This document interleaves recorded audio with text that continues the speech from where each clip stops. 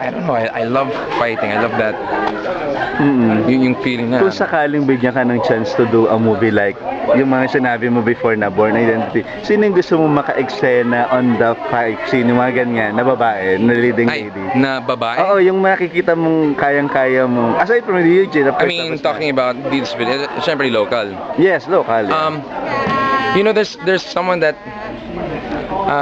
actually there's a lot eh.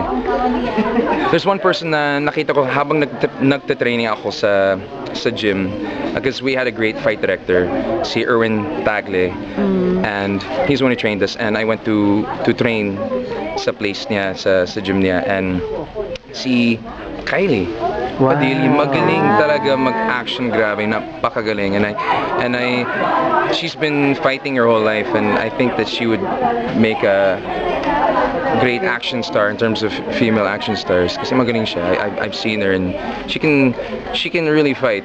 So you're looking forward to work with her soon? Well, I mean, medyo mahirap naman kasi, di ba, different stations, but I admired her for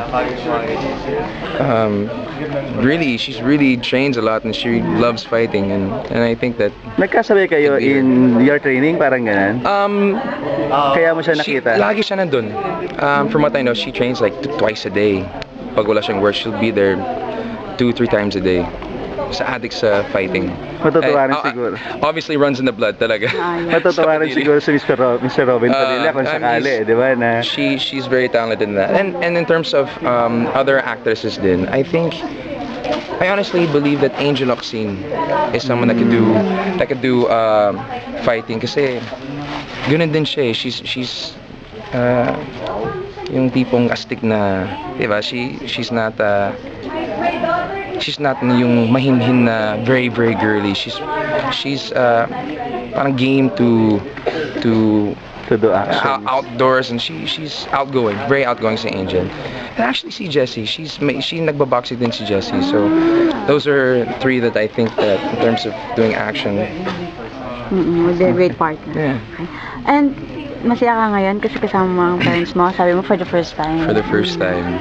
Anong reaction nila? Anong reaction nila? Katabi mo sila? Naawa lang ako sa dad ko ng konti, kasi syempre hindi naman yan naiintindihan yung Tagalog. Hindi rin kasi kasama yung nakupo sa lap ko si Ilona, and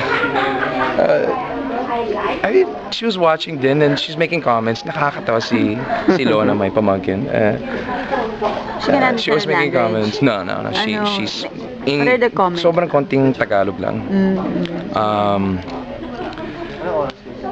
I haven't been able to ask them, but I know they enjoyed. And have they met Jessie? Hindi pa. Actually, today is the first time na nag-hangout kami. Pagkarating nila. The last na dumating sila nung Friday morning.